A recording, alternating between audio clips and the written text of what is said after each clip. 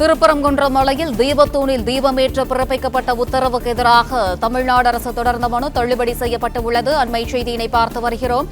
திருப்பரங்குன்றம் மலையில் தீபத்தூணில் தீபமேற்ற பிறப்பிக்கப்பட்ட உத்தரவுக்கு எதிராக தமிழ்நாடு அரசு தொடர்ந்த மனு தள்ளுபடி செய்யப்பட்டுள்ளது.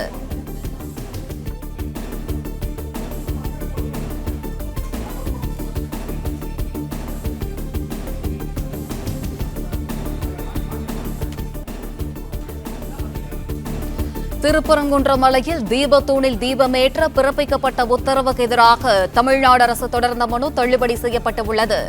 மாநில அரசு கடமையை செய்ய தவறியதாலேயே சிஐஎஸ்எஃப்ஐ பாதுகாப்பிற்காக செல்ல உத்தரவிடப்பட்டது என்று நீதிபதிகள் தரப்பில் தெரிவிக்கப்பட்டுள்ளது. திருப்பரங்குன்றம் மலையில் தீபத்தூணில் தீபமேற்ற பிறப்பிக்கப்பட்ட உத்தரவுக்கு எதிராக தமிழ்நாடு அரசு தொடர்ந்த மனு தள்ளுபடி செய்யப்பட்டுள்ளது. அண்மை செய்தியினை பார்த்து வருகிறோம். கூடுதல் விவரங்களை வழங்குகிறார் செய்தியாளர் ராஜகுமரன். வணக்கம். இந்த வழக்கின் விவரம். திருப்பரங்குன்றத்தினுடைய தீபத்தூணில் தீபம் ஏற்றுவதற்கு தடை விதிக்க வேண்டும் என்று சொல்லி தமிழ்நாடு அரசு சார்பில் தொடரப்பட்டிருந்த அந்த மேல்முறையீட்டு மனுவானது தள்ளுபடி செய்யப்பட்டிருக்கின்றது. நீதிபதிகள் தங்களுடைய தீர்ப்பை தெளிவாக சொல்லி இருக்கின்றார்கள்.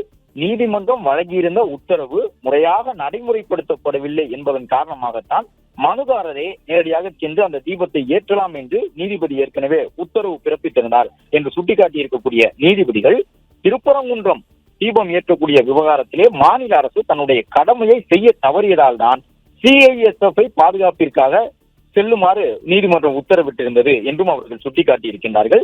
தமிழ்நாடு அரசினுடைய மேல்முறையீட்டு மனுவை நீதிமன்றம் தள்ளுபடி செய்திருக்கின்றது. அரசு ஏதோ நோக்கத்துடன் இந்த வழக்கை தொடர்ந்துள்ளதாக நீதிபதிகள் சொல்லி இருக்கின்றார்கள். அதாவது ஏற்கனவே இந்து அமைப்புகள் சார்பில் ஒரு மனு தாக்கல் செய்யப்பட்டிருந்தது. அதன்படி திருப்பரங்குன்றத்தில் இருக்கக்கூடிய பிள்ளையார் கோவில் தீப மண்டபத்திற்குள் தான் தீபம் ஏற்ற வேண்டும் என்பதை மாற்றி ஆண்டாண்டு காலமாக இருந்து வந்த வழக்கமான திருப்பரங்குன்றம் மலையினுடைய தீபத்தூண் மீது நின்று தீபம் ஏற்றுவதற்கு அனுமதி வழங்க வேண்டும் என்று சொல்லியிருந்தார்கள். அந்த அனுமதியினை நீதிபதியும் வழங்கியிருந்தார். அனுமதி வழங்கியது மட்டுமல்ல, சிஐஎஸ்எஃப் என்று சொல்லப்படக்கூடிய மத்திய அரசின் கட்டுப்பாட்டில் இருக்கக்கூடிய காவல்துறை என்று சொல்லும் விதமாக துணை ராணுவ படை என்று குறிப்பிட்டு சொல்லக்கூடிய வகையிலான மத்திய தொழிலக பாதுகாப்பு படையான நீதிமன்றத்திற்கு பாதுகாப்பு வழங்கக்கூடிய மத்திய போலீஸ் படைப்பிரிவினரை மனுதாரருக்கு துணையாக சென்று அவர் அந்த மலையில் 10 நபர்களோடு சேர்ந்து திருப்பரங்குன்றத்தினுடைய தீபத்தூண் மீது விளக்கு ஏற்றுவதற்கு வழிவகை செய்ய வேண்டும் என்று நீதிபதிகள் உத்தரவு பிறப்பித்திருந்தார்கள். ஆனால் தமிழ்நாடு அரசு காவல்துறை மூலமாக அதற்கு தடை போட்டது. நேரடியாக மலை மீது யாரும் ஏறக்கூடாது என்று 144 தடை உத்தரவை பிறப்பித்திருந்தார்கள். எனவே நேற்றைய தினம் மனுதாரர் விலக்கேற்ற சென்ற பொழுது சிஐஎஸ்எஃப் வீரர்களுக்கும் தமிழ்நாடு அரசினுடைய காவல்துறையினருக்கும் இடையே கடும் வாக்குவாதம் ஏற்பட்டது.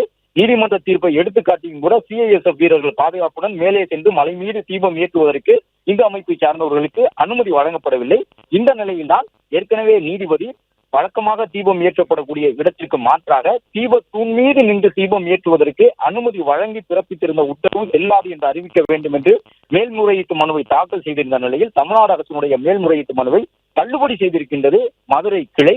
அது மட்டுமல்லாமல் இந்த விவகாரத்தில் திருப்பரங்குன்றம் மலை மீது இருக்கக்கூடிய தீபத்தூண் மீது தீபம் ஏற்ற வேண்டுமா அல்லது கடந்த சில ஆண்டுகளாக பின்பற்றப்பட்டு வரக்கூடிய நடைமுறைகளின்படி உச்சி பிள்ளையார் கோவில் என்று சொல்லப்படக்கூடிய பிள்ளையார் கோயிலினுடைய தீப மண்டபத்தில் நின்று தீபம் ஏற்ற வேண்டுமா என்ற இந்த விவகாரத்திலே தமிழ்நாடு அரசு ஏதோ நோக்கத்துடன் வழக்கை தொடர்ந்திருக்கின்றது என்று குற்றம் சாட்டியிருக்கின்றார்கள் நீதிபதிகள்.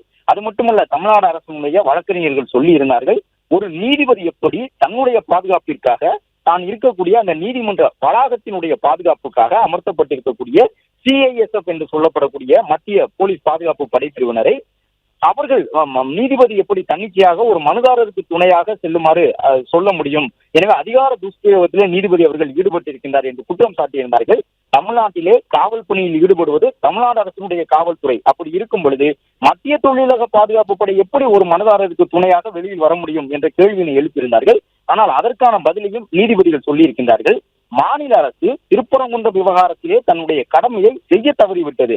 அதன் காரணமாகத்தான் நீதிபதி மத்திய போலீஸ் பாதுகாப்பு படைப்பிரிவினரான சிஐஎஸ்எஃப் வீரர்களை மனுதாரருக்கு துணையாக செல்லுமாறு சொல்லி இருக்கின்றார். எனவே அதில் ஒரு பெரிய குற்றம் காண முடியவில்லை என்ற ஒரு கருத்தை நீதிபதிகள் சொல்லி இருக்கின்றார்கள்.